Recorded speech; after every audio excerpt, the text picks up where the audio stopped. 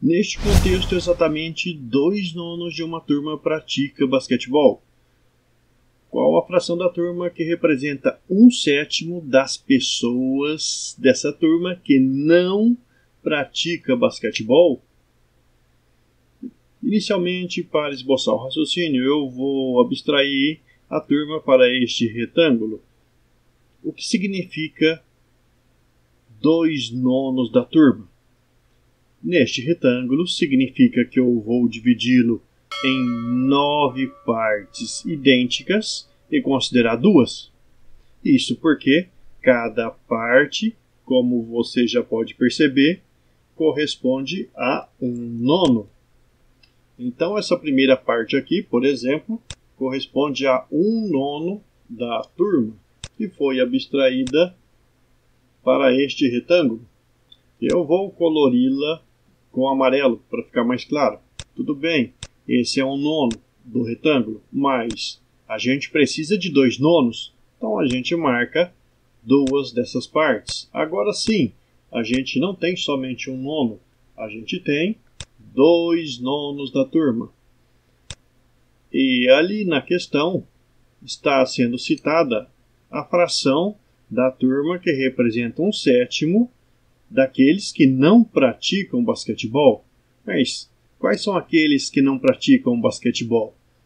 Os que não praticam basquetebol seria o restante que falta para completar a turma toda, ou no retângulo, a unidade.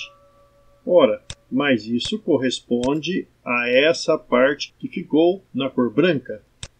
Se a gente já usou 2 das 9 partes, então sobraram 7 das 9 partes. Agora o nosso panorama é o seguinte: na cor amarela nós temos aqueles que praticam basquetebol e na cor branca aqueles que não praticam. E a gente precisa da fração que representa 1/7 daqueles que não praticam, ou seja, 1/7 desses 7/9. Mas o que é 1/7 de alguma coisa? 1/7. Além de outros significados, nós temos que 1/7 significa 1 em cada 7.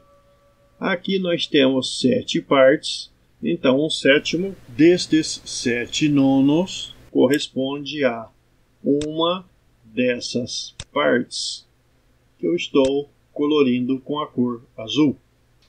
Mas uma dessas partes, esta que eu colori na cor azul, é 1/9 da figura toda. Então a resposta para a questão é 1/9. Como representar isso usando a aritmética?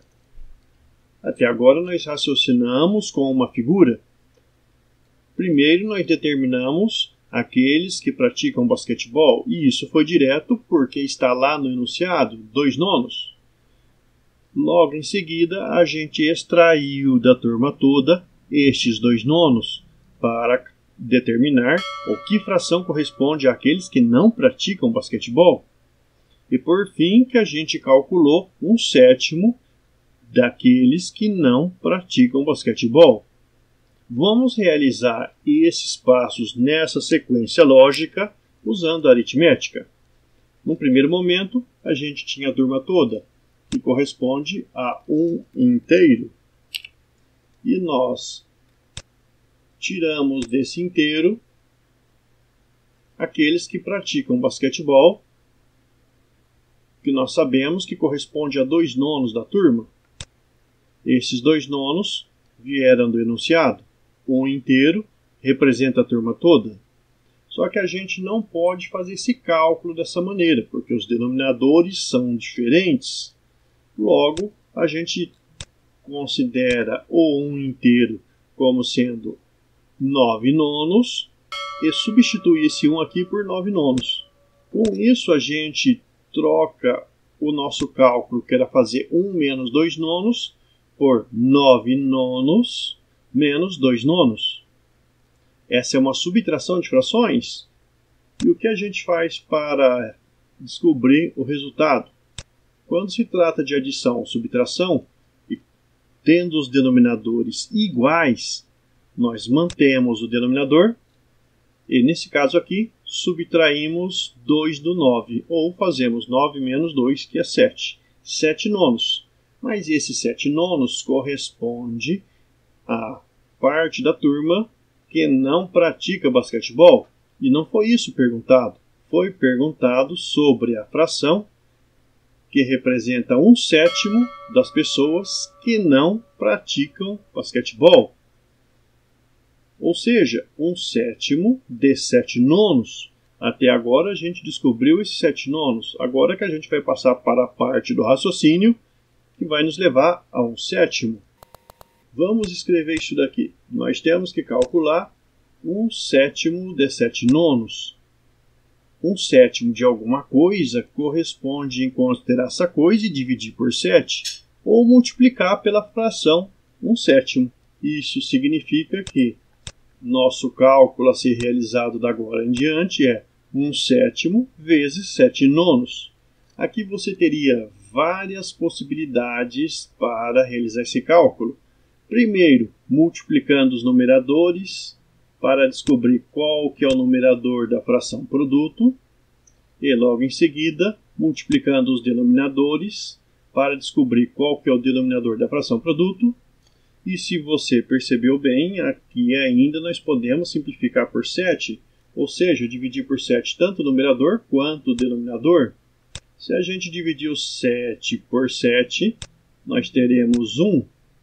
E se dividir 63 por 7, nós teremos 9.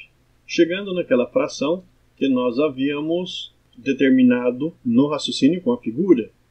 Outra maneira seria você simplificar o 7 aqui no numerador e no denominador antes de fazer o cálculo, e nós teríamos o nono direto.